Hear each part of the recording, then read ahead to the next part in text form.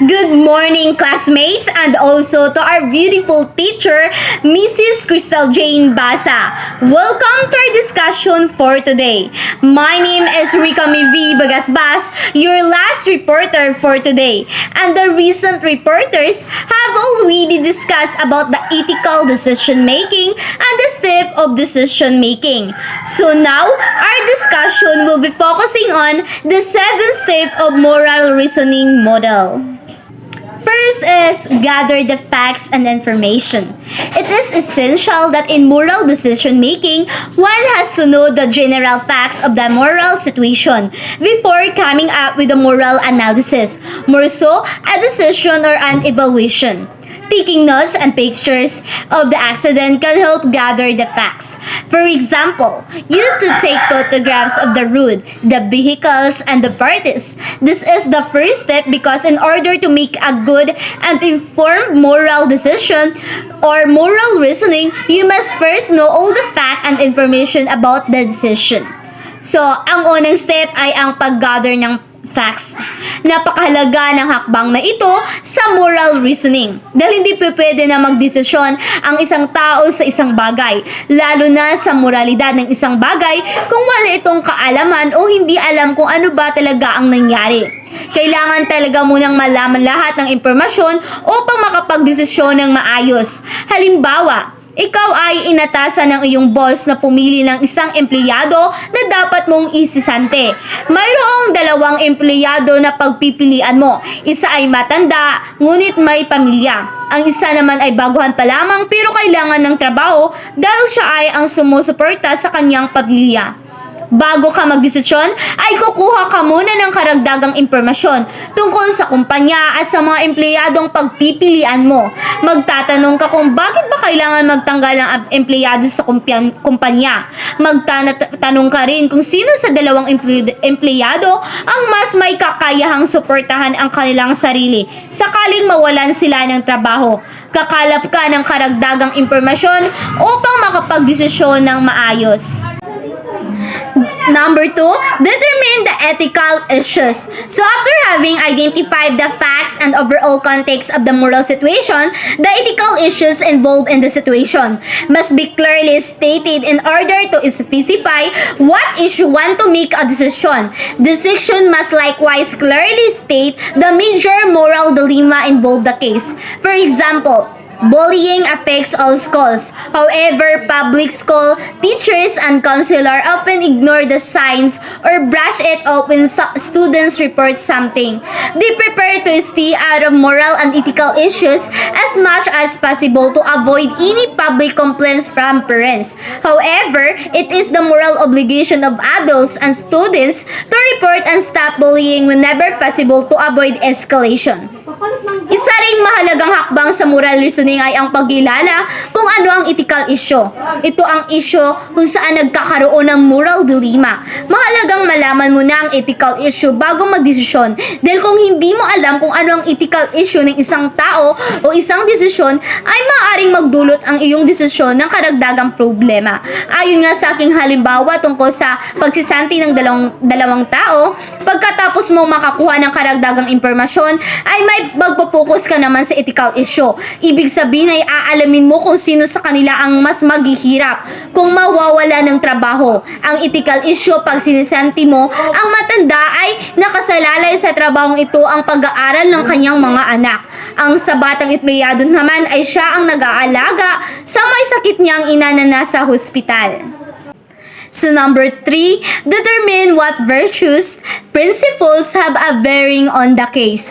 Applicable ethical values and principles relevant to the case must be identified and briefly explained in order to justify how much principles could be used and coming up with a decision concerning the moral dilemma.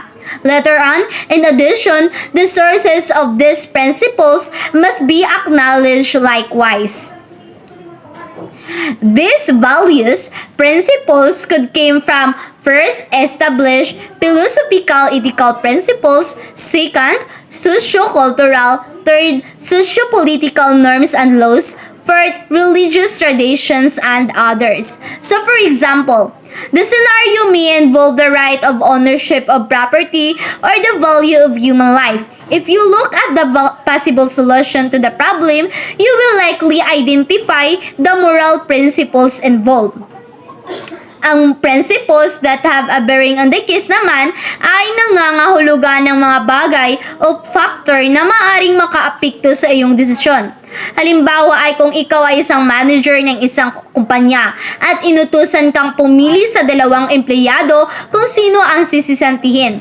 Bago ka pa man magdesisyon ay kailangan mo munang alamin kung sino ang mas karapat-dapat manatili sa kumpanya, kung sino ang mas nangangailangan ng trabaho, at kung sino ang mas malaki ang magiging kawalan kung matatanggal. Lahat ng ito ay matatawag na principles that have a bearing on the case. So, halimbawa, ngayon alam mo na ang ethical issue, ay aalamin mo naman ang mga prinsipyo na konektado sa kaso. Ang mga prinsipyong ito ay maaring ang mga factors na kailangan mong pag-isipan ng maigi dahil malaki ang epekto sa buhay ng empleyadong tatanggalin mo. Sa akbang na ito ay aalamin mo kung sino sa kanila ang mas may kaya, kung sino sa dalawa ang nangangailangan ng trabaho, at kung sino sa kanila ang magiging kawalan kung mawawala sa kumpanya. So number 4, list the alternatives. Ethical decisions making refer to the process of evaluating and choosing among alternatives in a manner consistent with ethical principles. In making ethical decision, it is necessary to perceive and eliminate unethical options and select the best ethical alternative. So for example, open book and exams because students can use books and notes. Open book exam encourage students to learn to apply knowledge rather than memorize material. They are usually somewhat less anxiety-provoking than regular tests. So, ang list, the alternatives ay madaling naman nating maintindihan kung bakit isa ito sa mga hakbang ng moral reasoning. Siyempre, bago tayo magdesisyon ay mag-isip naman tayo kung may mas mabuti bang desisyon na hindi natin naiisip o natutuklasan. Kaya mahalagang ilista ang alternatives para maikumpara natin ang mga choices natin kung alin man ang mas mabuting desisyon. Sa halimbawa ng alternatives ay pwede kang mag-rekomenda ang sinasanting empleyado sa ibang kumpanya at pwede ring mag-isip ng paraan na hindi na lang matatanggal ng empleyado. So, fifth, compare the alternatives with the principles. This step eliminates alternatives as they are weighed by the moral principles which have a bearing on the case. Potentially, the issue will be resolved here as all alternatives except one are eliminated. Here, you must satisfy all relevant virtues and values. So at least some of the alternatives will be eliminated. Often, you have to weigh principles and virtues. Make sure you have a good reason for all weighing. Sabi ko nga kanina sa principles ay ito ang mga factors na iniisip natin bago tayo magdesisyon at alternatives ay ang ibang mga choices natin. Sa hakbang na ito ay ating ikukumpara ang mga principles na ating naisiisip sa mga alternatives natin dahil baka malay natin ay may alternative solution pala na makikinabang ang lahat, hindi lang ang isang tao. Sa halimbawa, pagkatapos mong malaman kung sino ang may kaya o kung sino sa dalawa ang higit na nangangailangan ng trabaho, ay ikukumpara mo sa iyong mga alternatives tulad ng alternative na i-rekomenda ang sinisanting empleyado sa ibang kumpanya upang hindi tuluyang mawala ng trabaho at pwede ring hindi na rin magtanggal ng empleyado para walang kawalan sa kumpanya.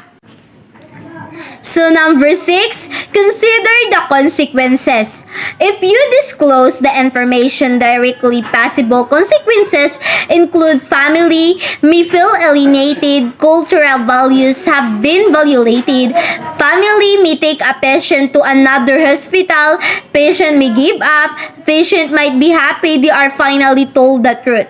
If you continue withholding information, possible consequences include patients continue to be fearful and anxious about the treatment. Patients find out somehow and trust is compromised if principals have not yielded a clear decision. Consider the consequences of your alternatives. Take the alternatives and work out the possible and negative consequences of each. Estimate how beneficial each positive and negative consequence is some greater way than others.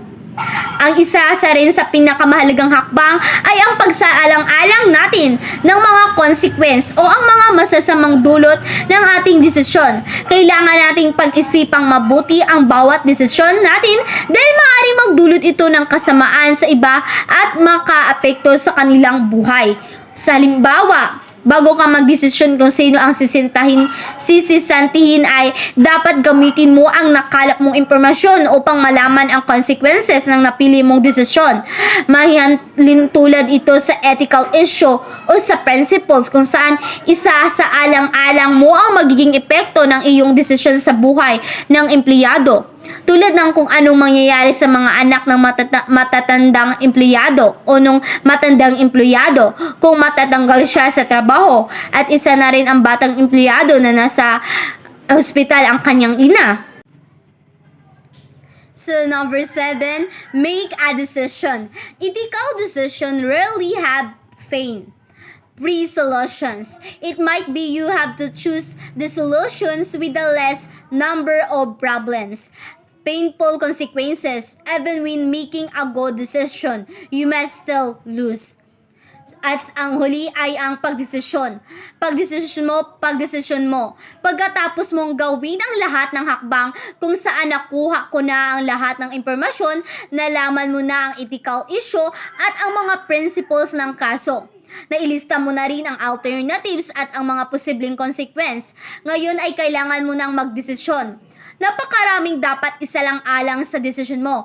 Ngunit hindi dapat natin kalimutan na walang perpekto sa mundo. Gayon din ang desisyon mo. Gustuhin mo mang matulungan ang lahat ay malabong mangyari yon. Kaya't isipin mo na lang kung anong desisyon ang mas makakatulong sa nakakarami. That would be all and thank you for listening. I hope you learned about my discussion for today.